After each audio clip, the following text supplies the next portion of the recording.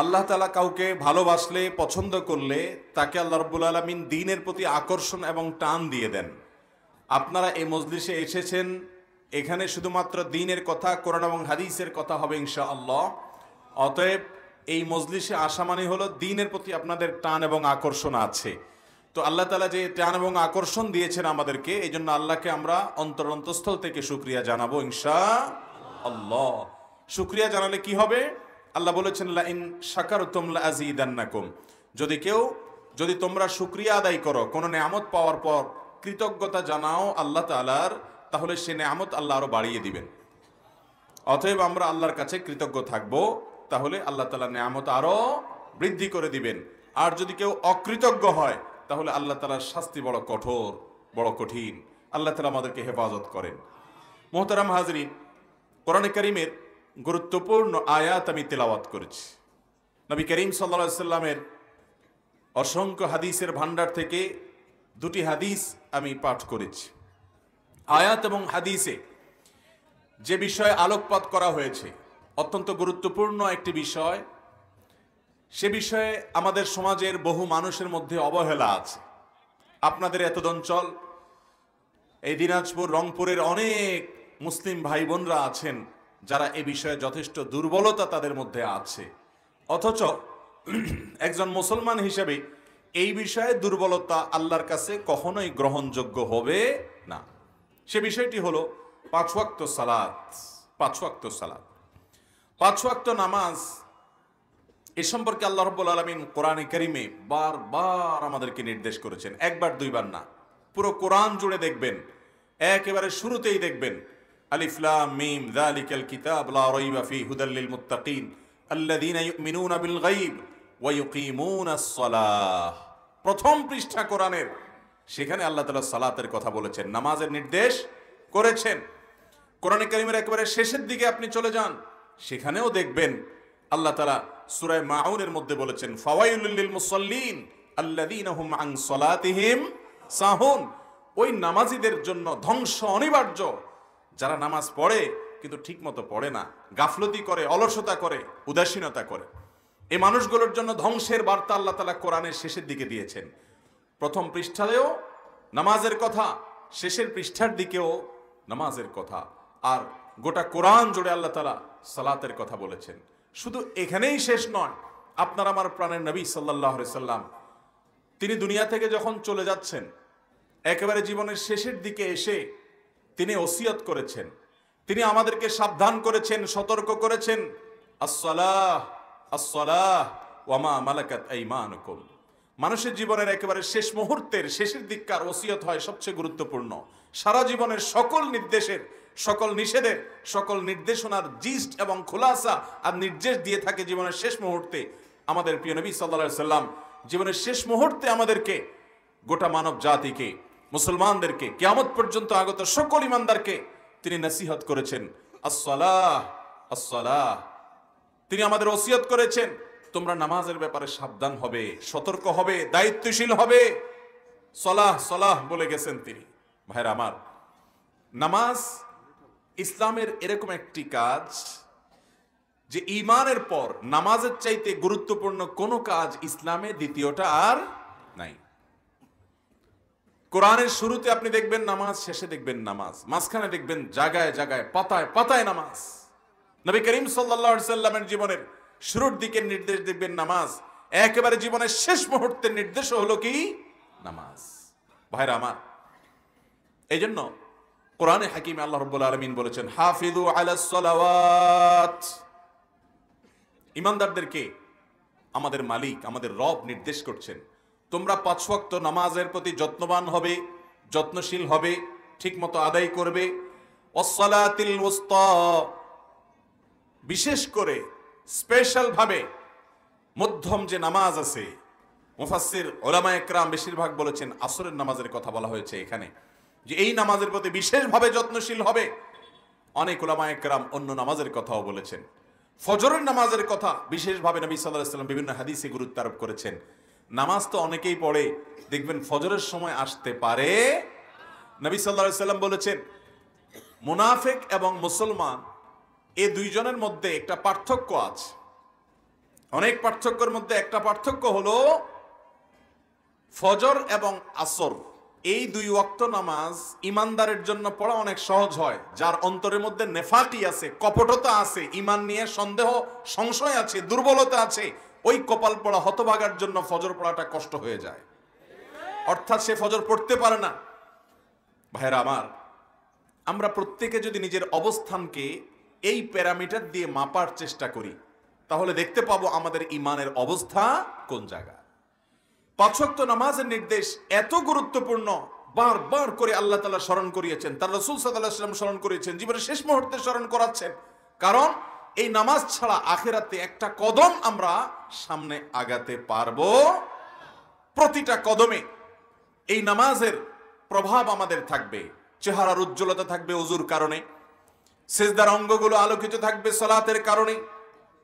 আপনার আখিরাতের জীবনে ভয়ঙ্কর পরিস্থিতির সামনে দুনিয়ার কোন মাস্তানি, সরদারি, টাকা পয়সা, প্রভাব প্রতিপত্তি, শিক্ষা দীক্ষা কোনো কিছু যখন কাজে লাগবে না, এই সালাত আপনার জীবনে অনেক বড় ভূমিকা রাখবে। সেজন্যই আহকামুল হাকিমিন, তিনি জানেন, তিনি গায়েবের মালিক, তিনি বারবার করে সালাত আদায় করতে বলেছেন।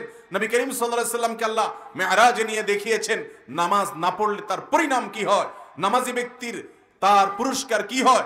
এজন্য তিনি বারবার করে দুনিয়া থেকে চলে যাচ্ছেন, তখনও বলে যাচ্ছেন, পুরো কথাও বলতে পারতেছেন না, তারপরও বলছেন আসসালাহ আসসালাহ, তোমরা নামাজের উপরে খবরদার সাবধান থাকবা। কারণ তিনি জানেন এর ভয়াবহতা কি। আল্লাহ রাব্বুল আলামিন তাকে দেখিয়েছেন যে পাথরের উপর মাথা রেখে আঘাত করা হচ্ছে কোন এক জাহান্নামীকে। জিজ্ঞাসা করলেন এর অপরাধ কি? বলা হলো, হে আল্লাহর রাসূল, এর অপরাধ হলো সে ফরজ নামাজ না পড়ে ঘুমিয়ে থাকতো, অলসতা করত, অবহেলা করত, ওয়াক্তকে ওয়াক্ত ফরজ নামাজ চলে গেছে, তার বুক কাঁপে নাই, সে নামকে অস্তে মুসলমান ছিল। এই জন্য জটিল এবং কঠিন শাস্তি তাকে দেওয়া হচ্ছে। নবী সাল্লাল্লাহু আলাইহি সাল্লাম সেজন্য বলেছেন, আউয়ালু মা ইউহাসাবু বিহিল আবদু ইয়াউমাল কিয়ামাতি আস-সালাহ। ও মুসলমান, তোমার মৃত্যুর পর তোমার রবের সামনে তোমাকে দাঁড়াতে হবে, কিয়ামতের ময়দানে একত্র হতে হবে। এই জীবনের প্রতিটি পা ফেলার জন্য হিসাব দিতে হবে, প্রতিটা ছোট বড় কর্মের জন্য জবাবদিহি করা লাগবে। যা খুশি তা করে চলে যাবে, দুনিয়াতে পার পেয়ে যাব। তুমি মনে করছো কেউ তো বাধা দিচ্ছে না, কই নামাজ না পড়লেও তো কোনো অসুবিধা হচ্ছে না, কই কোনো খারাপ কাজ করলেও তো পার পাওয়া যাচ্ছে, ফাঁকি ঝুঁকি দেওয়া যাচ্ছে, মানুষের চোখে ধুলি দেওয়া যাচ্ছে। ও মুসলমান, আরশে আজিমের মালিকের কাছে সব রেকর্ড হচ্ছে, একটা একটা করে, একটা সুতা পরিমাণ কাজও যদি থাকে, পাই পাই করে, ফামান ইয়ামাল মিসকালা যাররাতিন শাররান ইয়ারা, বিন্দু পরিমাণ জাররা পরিমাণও যদি কোনো খারাপ কাজ করেন, তার পরিণাম আপনাকে ভোগ করতেই হবে, করতেই হবে, করতেই হবে। অতএব ভাইরা আমার, যারা নিজেদেরকে মুসলমান দাবি করেন, যারা কিয়ামতের ময়দানে দাঁড়াতে হবে আখিরাতের প্রতি ঈমান রাখেন, যারা জান্নাত জাহান্নামের প্রতি বিশ্বাস রাখেন, তারা শুনে রাখেন নবীজি সাল্লাল্লাহু আলাইহি সাল্লাম বলেছেন, আউয়ালু মা ইউহাসাবু বিহিল আবদু ইয়াউমাল কিয়ামাহ, কিয়ামতের দিন বান্দার সর্বপ্রথম যেই আমলের হিসাব চাওয়া হবে সেটা হলো আস-সালাহ, নামাজ। তোমার জীবনে নামাজের অবস্থা কি? আগে নামাজের ঘাটতি হলো। প্রাপ্তবয়স্ক হওয়া থেকে নিয়ে মৃত্যু পর্যন্ত নামাজ সব ওয়াক্ত পড়েছো কিনা, পড়লে সেখানে মনোযোগ, ধীরস্থিরতা ঠিকঠাক মতো কতটুকু ছিল, এর হিসাব নিকাশ দাও। তোমার নামাজের কোয়ালিটি কি ছিল? যে ব্যক্তির নামাজের হিসাব মোটামুটি ঠিকঠাক মতো সে দিতে পারবে, ফাকাদ আফলাহা ওয়া আনজাহ, নবীজি বলেছেন সে ব্যক্তি সফল হবে, সাকসেস হবে, সামনের বাকি সব তার সহজ হয়ে যাবে। আর যে ব্যক্তির নামাজের হিসাবে ঘাপলা ধরা পড়বে, ভেজাল ধরা পড়বে, ফাকাদ খাবা ওয়া খাসির, এই কপাল পড়া ধরা পড়ে যাবে, এ লুজার হয়ে যাবে, ক্ষতিগ্রস্ত হবে, সামনে আর সে এগোতে পারবে না। ও ভাই আমার, এই নামাজ আমরা যদি পড়ি আমাদের আল্লাহর কোনো লাভ নাই, নবীজিরও কোনো লাভ, এই নামাজ আমাদের লাভ, এটা জান্নাতের চাবি, এটা ছাড়া জান্নাতে যাওয়ার সম্ভাবনা নাই। অথচ মুসলমানের সন্তান বলে যে নামাজ না পড়লে কি হয়েছে, ঈমান আছে। আছে না? এরকম নামাজ না পড়লে কি হয়েছে, তার বলে কি আছে, ঈমান আছে। ঈমানটা ভাই মায়ের হাতের মোয়ানা আর মামুর বাড়ির আবদারও না। নামাজের ধারে কাছে যাবেন না, আর লম্বা লম্বা কথা বলবেন, নামাজ না পড়লে কি হয়েছে, ঈমান আছে। আল্লাহকে ভয় করেন, এই সমস্ত উদ্ভট এবং এই সমস্ত দাম্ভিকতাপূর্ণ কথা পরিহার করেন। ভাইরা আমার, এটা ঠিক যে ফোকায়ে কেরামের মধ্যে মত পার্থক্য আছে। অনেক ইমামগণ বলেছেন ইচ্ছাকৃত ঠান্ডা মাথায় যে মুসলমান নামাজ পড়ে না, বসে বসে খেলা দেখে, ঘন্টাকে ঘন্টা ওয়াক্ত চলে গেছে তবুও নামাজ পড়ে নাই, শুয়ে আছে, ফজরের নামাজ চলে গেছে, 7টা-8টায় ঘুম থেকে উঠছে, সে অলসতা করেছে, নামাজ পড়ে নাই ঠান্ডা মাথায়। তো এইরকম ব্যক্তি যে ঠান্ডা মাথায় নামাজ পড়ে না, ইচ্ছাকৃত নামাজ ত্যাগ করে, সে ব্যক্তিকে অনেক ইমাম বলেছেন এই ব্যক্তি আর মুসলমান থাকে না। নামাজ না পড়লে সে আর মুসলমান থাকে না, ইসলাম থেকে খারিজ হয়ে যায়। না মুসলমান হলে কি গায়ের জোরে মুসলমান হবে? আল্লাহর খাতায় নাম থাকে না। আর ইমাম আজম আবু হানিফা রাহিমাহুল্লাহ এবং আরো অনেক ইমামের মত হলো, যদি নামাজ না পড়ার পরও তার ভিতরে অপরাধ বোধ থাকে যে না আমি ভুল করছি, অন্যায় করতেছি, ঠিক আছে আমি শুরু করব, তাহলে এই ব্যক্তির, এই বেচারার ইমানটা থাকবে। কিন্তু যদি তার ভিতরে ঔদ্ধত্য থাকে, অহংকার থাকে, আরে রাখতো তোর নামাজ, কি হবে এত নামাজ পড়ে, কত লোকরে দেখছি নামাজ পড়ছে, কি হয়েছে, এইরকম যদি লম্বা লম্বা কথা বলে তাহলে ইমানটার সাথে সাথে চলে যাবে। ভাইরা আমার, আল্লাহ রাব্বুল আলামিন কোরআনে হাকিমে বলেছেন তোমরা 5 ওয়াক্ত নামাজের প্রতি, সকল নামাজের প্রতি তোমরা যত্নশীল হবে, দায়িত্ববান হবে। এমন কি নামাজ ইসলামে কিরকম গুরুত্বপূর্ণ ইবাদত দেখেন, আল্লাহ বলছেন এমন কি তোমাদের যদি আশঙ্কা হয় যে নামাজ পড়তে গেলে রণাঙ্গনে যুদ্ধক্ষেত্রে শত্রু তোমাদেরকে শেষ করে দেবে, বোম্বিং করে, আঘাত করে, তরবারি দিয়ে তোমাদের শেষ করে ফেলবে, এইরকম যদি আশঙ্কা হয় তো প্রয়োজনে হাঁটা অবস্থায় নামাজ পড়বে, সাওয়ারি অবস্থায় নামাজ পড়বে, কিন্তু তারপরেও নামাজ মাফ। যুদ্ধের ময়দানে রণাঙ্গনে জীবন চলে যাওয়ার আশঙ্কা আছে, সেখানে সলাতুল খৌফ, ভয়কালীন সময় কিভাবে নামাজ পড়বো, কোরআনে আল্লাহ তাআলা শিক্ষা দিয়েছেন যে ইমামতি একজন করবে, সব লোক নামাজে দাঁড়াইলে শত্রুর আক্রমণে সবাই শেষ হয়ে যাবে, এই জন্য কিছু লোক নামাজে দাঁড়াবে, কিছু লোক যুদ্ধ করে সবার পক্ষ থেকে সেভ করবে, কিছু লোক যারা নামাজে দাঁড়াবে ইমামের সাথে, সফরে যেহেতু যুদ্ধে, এই জন্য 1 রাকাত নামাজ পড়বে সবাই ইমামের সাথে। 1 রাকাত নামাজ পড়ার পর তারা চলে যাবে যুদ্ধে, যারা এতক্ষণ সেফটিতে ডিউটিতে ছিল তারা এসে এবার ইমামের পিছনে দ্বিতীয় রাকাত, ইমামের দ্বিতীয় রাকাতে তারা এসে তাদের প্রথম রাকাত পড়বে। এরা আবার 1 রাকাত পড়ে চলে যাওয়ার পর আগের গ্রুপওয়ালারা ফিরে আসবে, ততক্ষণ ইমামের 2 রাকাত শেষ, এবার মুক্তাদি হিসেবে তারা একা একা মুনফারিদ হিসেবে তাদের 1 রাকাত পড়বে, তাদের পরে আবার ওই গ্রুপ যাদের 1 রাকাত বাকি ছিল তারা পড়বে। চিন্তা করেন, ভাগ করে করে 1 রাকাত পড়ে পড়ে চলে যাবে, আবার এসে পড়বে। তারপরেও যুদ্ধের ময়দানেও আল্লাহ বলেন নাই যেহেতু জীবন রক্ষার ব্যাপার নামাজ বাদ দিলেও চলবে, এটা আল্লাহ তাআলা বলেন। কত গুরুত্বপূর্ণ ব্যাপার চিন্তা করেন। ইসলামের সকল ইবাদতে ছাড় আছে, এমন কোন ইবাদত ইসলামে নাই যেই ইবাদতে ছাড় নাই। আপনি রোজা রাখতে পারেন না, কষ্ট হয়, রাখতে গেলে আপনার জীবন নাশের অবস্থা হয়ে যায়, এই জন্য রোজারে ভেঙে ভেঙে দুপুর পর্যন্ত একটা, দুপুর পর আরেকটা রাখা যাবে? কি বলেন? আপনাদের দিনাজপুর এরকম রোজা রাখার সুযোগ আছে কোনো? নাই। রোজা রাখলে সাহরি থেকে নিয়ে ইফতারি পর্যন্ত না খেয়ে থাকতে হবে। এখন তুমি যদি এটা না খাইতে পারো, এভাবে যদি না থাকতে পারো, তাহলে সেক্ষেত্রে আল্লাহ তাআলা কোরআনে তার জন্য বিধান দিয়েছেন, ফামান কানা মিনকুম মারিদান আও আলা সাফারিন ফাইদ্দাতুম মিন আইয়ামিন উখার। তাহলে সে এই রোজা যে কয়টা সে অসুস্থতার কারণে রাখতে পারবে না, এই কয়টা রোজা সে অন্য সময় রেখে দিবে। কিন্তু তাই বলে এই রোজার ক্ষেত্রে আল্লাহ বলেন নাই যে যেভাবেই হোক রমজানের রোজা রাখা লাগবে, পুরা পারো না তো অর্ধেক রাখো, হ্যাঁ মাঝখানে কিছু খাও তাও রাখতে হবে, এরকম কথা আল্লাহ বলেন নাই। ঠিক আছে, এখন রাখতে পারতেছো না, এত অসুস্থতা যে রাখলে তোমার জীবন নাশের ভয় হবে, এত বেশি অসুস্থ, আবার দেখেন হালকা পাতলা গ্যাস্ট্রিক আর প্লাস্টিক হইলে রোজা ভাঙা শুরু করে দিবেন, সেটা কিন্তু চলবে। জটিল অবস্থা, এত রোগ, ডেঙ্গু হয়ে গেছে, ভয়ঙ্কর অবস্থা, প্রচুর পানি পান করতে হবে ডাক্তার বলে দিয়েছে, না হলে মৃত্যু মুখে পতিত হতে পারেন, ভয়ঙ্কর অবস্থা হতে পারে, প্লাটিলেট অনেক বেশি কমে গেছে, অন্যান্য সমস্যা অনেক বাড়ছে, আপনি তখন জীবন রক্ষার জন্য, রোগ ভয়ঙ্কর আকার ধারণ করেছে, অসহনীয় হয়ে গেছে, এই জন্য আপনি রোজা ভাঙেন, অন্য সময় রাখতে পারবেন। সফরে আছেন, কষ্ট হচ্ছে রোজা রাখতে, রাখতে পারছেন না, অসুবিধা নেই, অন্য সময় রেখে দেন, কিন্তু রাখতে হবে। ছাড় রোজার ক্ষেত্রে আছে। কি বলেন? সফরে নামাজ কারোর পড়তে একটু কষ্ট হচ্ছে, ঝামেলা হচ্ছে, না পড়লে চলবে? পরে পড়লে চলবে? আল্লাহ তাআলা বলেছেন প্রয়োজন না, আল্লাহ তাআলার বিধান এটা যে সফরে 4 রাকাতের নামাজগুলো 2 রাকাত করে দেওয়া হলো, তারপরেও পড়তে দেখছেন। অন্য সময় পড়লে হবে না, যত সময় পড়তে হবে। ইন্নাস সালাতা কানাত আলাল মুমিনিনা কিতাবাম মাওকুতা, নিশ্চয়ই ঈমানদারদের জন্য নামাজ নির্দিষ্ট সময়ে পড়াটাকে আল্লাহ তাআলা অবধারিত করে দিয়েছেন, ফরজ করে দিয়েছেন। এটা ছাড়া মুসলমানের কোনো গতি।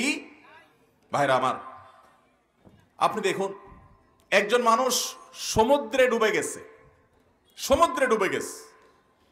ওই সমুদ্রে নিমজ্জিত অবস্থায় একটা কলা গাছ ধরে অথবা একটা বেলুন অথবা কোনো একটা কিছু ধরে সে কোনো রকম ভেসে আছে, লাইফ জ্যাকেট আছে, একটু ভেসে আছে। এই অবস্থায় নামাজের যদি সময় হয়, ইসলামী শরিয়ার নির্দেশনা হলো ওই অবস্থায়, সমুদ্রে নিমজ্জমান অবস্থায় হলেও যেই দিকে কেবলা কোন দিকে জানে না, অনুমান করে আন্দাজ করে যেদিকে কেবলা মনে হয় ওই দিকে ফিরে সে ইশারায় হলেও নামাজ পড়তে হবে, নামাজ মাফ নাই। নবী করিম সাল্লাল্লাহু আলাইহি সাল্লাম বলেছেন, তোমাদের মধ্যে যে দাঁড়িয়ে নামাজ পড়তে পারে না সে বসে পড়বে, যে বসে পড়তে পারে না সে শুয়ে পড়বে, তারপরেও নামাজ তরক করার কোনো সুযোগ নাই। আল্লাহ তাআলা এই জন্য বলেছেন কোরআনে, ফাইন খিফতুম ফারজালনা আও রুকবানা, নামাজ পড়তে ভয় হয়, জীবন নাশ হতে পারে, তাহলে প্রয়োজনে হেঁটে হেঁটে সওয়ারি অবস্থায় হলেও পড়তে হবে। নবী আলাইহিস সালাতু ওয়াস সালাম আরো বলেছেন, বুনিয়াল ইসলামু আলা খামস, ইসলাম 5টা স্তম্ভের উপর দাঁড়িয়ে আছে। কয়টা খুঁটির উপর দাঁড়িয়ে আছে ইসলাম? 5টা।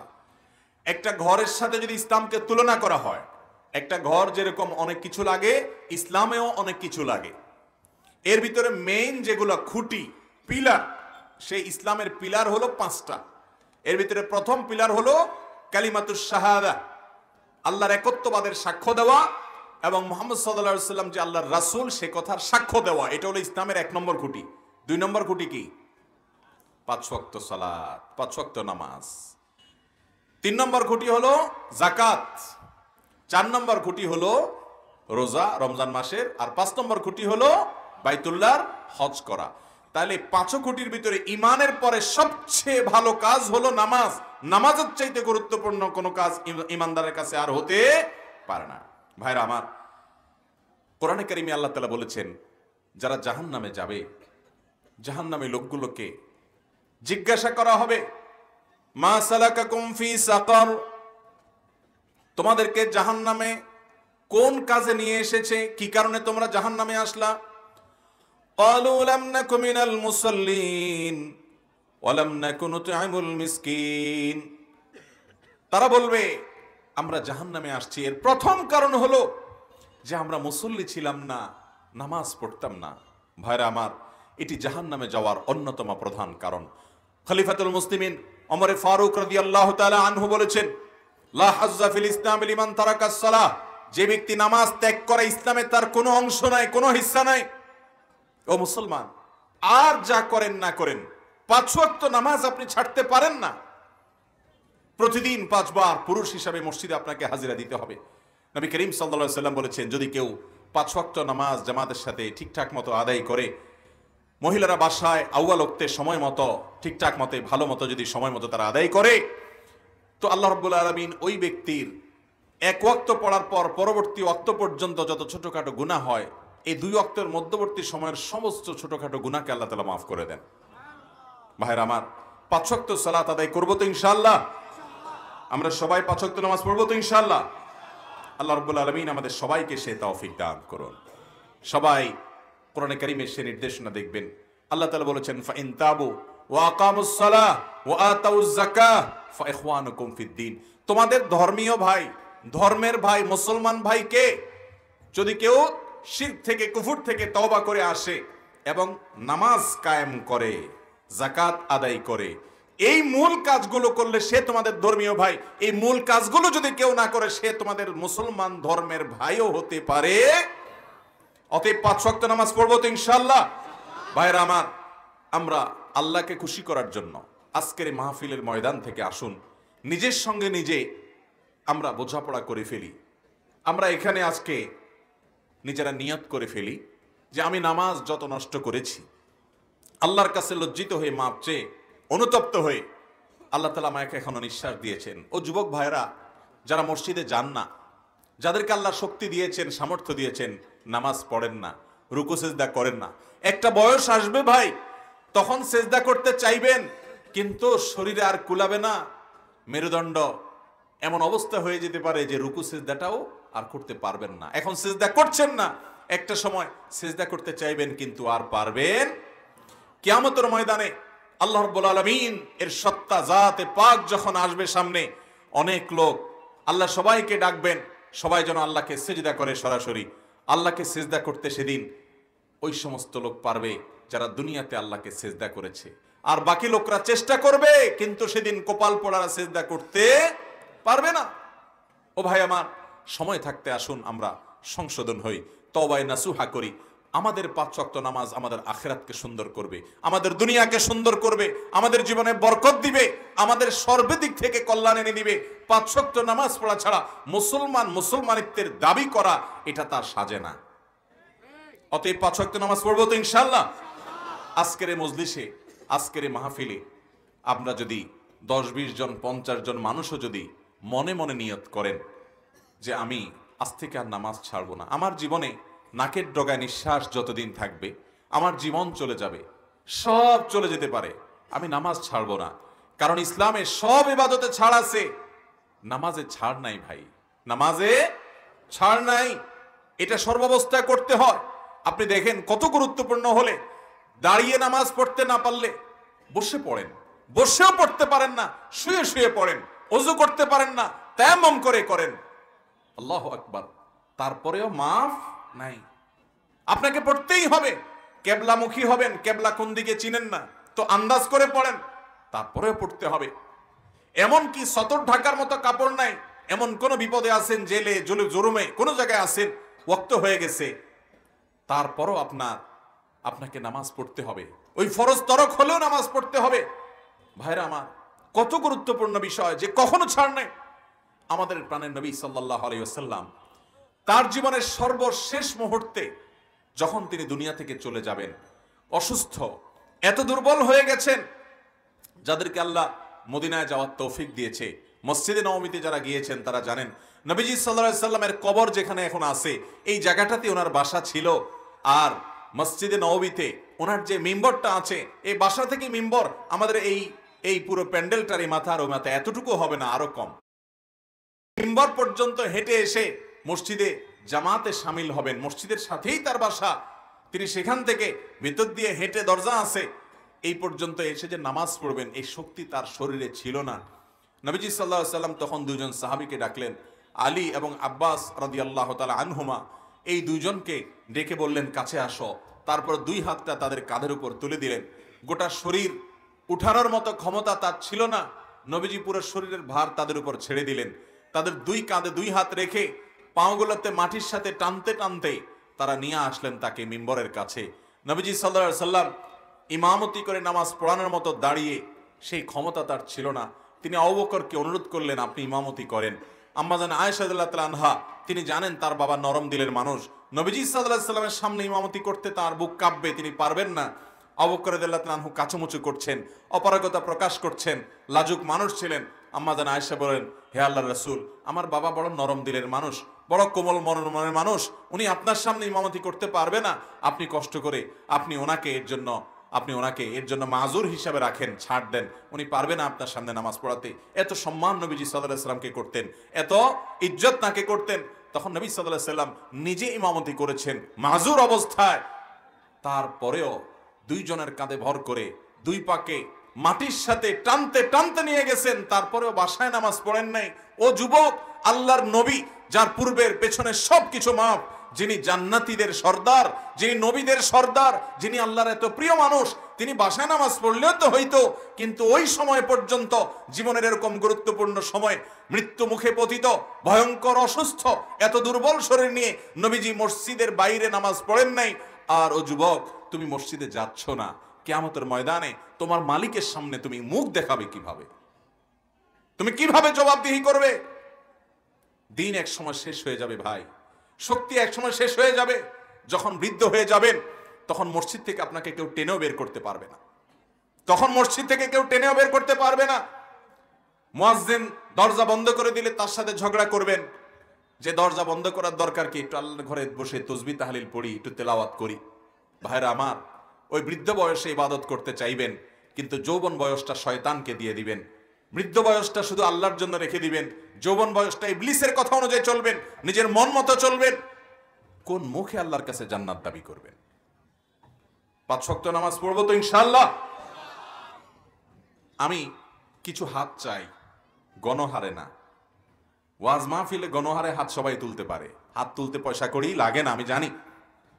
ভাইরা, সেই হাত না। সিরিয়াসলি যারা এই মজলিসে আরশের মালিক দেখছেন, সবকিছু দেখছেন, তার কাছে সবকিছু প্রকাশ্য, কোনো কিছু গোপন নেই, তাকে সাক্ষী রেখে এই মজলিসে যদি 10 জন 5 জন মানুষও নিয়ত করেন যে আমি বহু নামাজ ছেড়েছি আর ছাড়বো না, আগে নিজে বোঝাপড়া করেন যে আমি আমার মোড় চেঞ্জ করেছি, আমি মুসলমান, আমি নামাজ ছাড়বো না, আর যা হোক না হোক নামাজ আমি ছাড়বো না, ঠিক মতো নামাজটা পড়বো, জীবন চলে যেতে পারে, নামাজ আমি ছাড়বো না। কোন বন্ধুর আড্ডা মজলিস, ওরা নামাজ পড়ে না, ওদেরকে প্রয়োজনে আমি ছেড়ে দিব, নামাজ আমি ছাড়বো না। আমার কোনো কাজ কাম নামাজ পড়তে গেলে আর হয় না, ওই কাজ কাম প্রয়োজনে ছেড়ে দিব, নামাজ আমি ছাড়বো না। মুসলমান নামাজ ছাড়া থাকতে পারে না। নবী করিম সাল্লাল্লাহু আলাইহি সাল্লাম বারবার ওসিয়ত করেছেন নামাজের ব্যাপারে, বারবার, কারণ তিনি জানেন এই নামাজ ছাড়া আমার কোনো উপায় নাই। ভাইরা আমার, আল্লাহ তাআলা কোরআনে এই জন্য পৃষ্ঠায় পৃষ্ঠায় বলেছেন আকিমুস সালাহ, তোমরা নামাজকে যথাযথভাবে আদায় করো, সালাত কায়েম করো, বারবার নির্দেশ করেছেন কোরআনের শুরু শেষ সব জায়গায়। অতএব যারা 5 ওয়াক্ত নামাজ এখন থেকে নিয়মিত পড়বেন, দিল থেকে নিয়ত করেছেন, আল্লাহ তাআলাকে সাক্ষী রেখে শপথ করে মনের গভীর থেকে ভবিষ্যতে নামাজ পড়বেন, ছাড়বেন না, এই সংকল্প যারা করছেন, বুঝে শুনে মিছামিছি না, সিরিয়াসলি জীবনকে পরিবর্তন করে ফেলেছেন, হিম্মত করেছেন, এই মানুষগুলো শুধু হাত তুলবেন এখন। কিন্তু ইবলিস আপনাকে বোঝাবে, অনেকভাবে বোঝাবে। ভাইরা আমার, আমাদের দুশমন ইবলিস। আল্লাহ তাআলা আমাদের আদি পিতা আদম আলাইহিস সালামকে এই ইবলিসের ওয়াসওয়াসার কারণে জান্নাত থেকে বের করে দিয়েছেন। এই ইবলিস আমাদের শত্রু। আল্লাহ তাআলা ওকে ক্ষমতা দিয়েছেন, ইয়াজরি আহাদাকুম মাজরাদ দাম, নবীজি বলেছেন আমাদের শরীরের শিরায় শিরায় ইবলিস ঢুকতে পারে, শয়তান ঢুকতে পারে, আমাদের শরীরের ভিতরে প্রভাব সৃষ্টি করে, আমাদের মনের মধ্যে প্রভাব সৃষ্টি করে। এই মজলিসে এখন মানুষ যতগুলো আছে, কমপক্ষে এতগুলো বরং এর চেয়ে বেশি ইবলিস আছে, কারণ প্রত্যেক মানুষের সাথে একজন করে মিনিমাম আছে, একজন করে আছে, আর এর বেশিও আছে। আমি এখন এত ওয়াজ করতেছি, আল্লাহ রাব্বুল আলামিনের ভয়, কোরআনের কথা বলছি, হাদিসে রাসূলের কথা বলছি, যেগুলো জান্নাতে নিয়ে যেতে চায়। আমাদের জান্নাতে যাওয়ার পথে বাধা ইবলিস। আমাদের বাবা আদমকে বের করছে জান্নাত থেকে এই ইবলিস। আমরা ভালো কাজ করে, নেকামল করে, কোরআন পড়ে, সালাত পড়ে, হক হালালি চলে আমরা আবার জান্নাতে যাব, এটা ইবলিস হতে দিবে না। যখন ইবলিস আমাদের আদম আলাইহিস সালাম বাবা আদমকে সিজদা না করার অপরাধে জান্নাত থেকে বের হতে হয়েছে, তখন সে কিন্তু একটা প্রতিজ্ঞা করেছে, আমরা অনেকে জানি না। সে বলেছে, হে আল্লাহ, যাদের কারণে, এই মানুষের কারণে আমাকে জান্নাত থেকে বের হতে হলো, আদমের কারণে, এই আদমের ছেলে মেয়েরা, তার সন্তানরা কিয়ামত পর্যন্ত যতজন আসবে, এদের প্রত্যেকের পথের মোড়ে মোড়ে বসে আমি সবাইকে জান্নাতের পথ থেকে সরাই দিয়া জাহান্নামের পথে উঠাই দিব, ওদেরকে ওইদিকে যেতে দেব না। আপনি নামাজ পড়তে চান, ইবলিস নামাজ পড়তে দেয় না, অলসতা সৃষ্টি করে, নানান বাজে চিন্তা করে, আরে রাখো পরে পড়বো, দেখা যাবে, এরকম বলে। এখনো সংকল্প করবেন, ইবলিস হয়তো আপনাকে বুঝাচ্ছে, আরে ধুত রাখ, হঠাৎ করে এরকম নিয়ত করে ফেললে কেমন হবে। নিয়ত করার পরে আবার কয়দিন পরে বলবে, আর নিয়ত করছিস তো কি হয়েছে। এই ইবলিসের সঙ্গে সংগ্রাম করে যারা লড়াই করে জিততে পারবে, যারা নিজের প্রতিজ্ঞাকে ঠিক রাখতে পারবে, এই মানুষগুলাই জান্নাতি হবে ইনশাআল্লাহ। অতএব নিয়ত করবো তো ইনশাআল্লাহ। যারা খালেস নিয়ত করেছেন দিল থেকে যে আমার জীবন, আমার প্রাণ চলে যাবে, আমি নামাজ ছাড়বো না, আমার প্রাণ যাবে, আমি নামাজ ছাড়বো না, এই মানুষগুলো যারা নিয়ত করেছেন, আগে ত্রুটি করেছেন কিন্তু এখন আর করবেন না, তারা একটু শুধু হাত তুলে আল্লাহ তাআলাকে দেখায় দেন। আল্লাহ আপনি আমাদের সব হাতগুলোকে কবুল আর মঞ্জুর করেন। ও মালিক, আমরা পড়তে পারবো না, আপনি আমাদের জন্য সহজ করে দেন। আল্লাহ, আমরা ইবলিসের সাথে পারি না, আপনি আমাদেরকে জিতায় দেন। আল্লাহ, আপনি ইবলিসকে হারায় দেন। আল্লাহ, আমাদের ঈমানের ভিতরে জজবা এবং ঢেউ তৈরি করে দেন। আল্লাহ, আমরা যেন মৃত্যু পর্যন্ত 1 ওয়াক্ত নামাজও তরক না করি, সেই তৌফিক দান করেন। মালিক, যে বন্ধু আমার নামাজে বাধা সৃষ্টি হয়, ওকে ছাড়ার মতো ঈমানী শক্তি দিয়ে দেন। আল্লাহ, আপনার জন্য ত্যাগ করার শিক্ষা আমাদেরকে দিয়ে দেন। আল্লাহ, আমাদের মসজিদগুলো মুসল্লি দিয়ে পরিপূর্ণ করে দেন। আল্লাহ, আমাদের মা বোনদেরকে নামাজ পড়ার তৌফিক দান করেন। আল্লাহ, যে হাতগুলো উঠছে, হাতগুলোকে কবুল আর মঞ্জুর করেন। আল্লাহ, আপনি আমাদের সবার প্রতি রহম করেন। আল্লাহ, এই হাতগুলা এখানে যারা উঠাইছে, আল্লাহ জান্নাতুল ফেরদাউসে, প্রিয় নবীজির সাথে জান্নাতুল ফেরদাউসে থাকার তৌফিক দান করেন। আল্লাহ আমরা এখানে যেরকম বসলাম জান্নাতে এরকম একসাথে হওয়ার তৌফিক দান করে। জাযাকুমুল্লাহ খায়রা ওয়া আখিরু দাওয়ানা আনিল হামদুলিল্লাহি রাব্বিল আলামিন।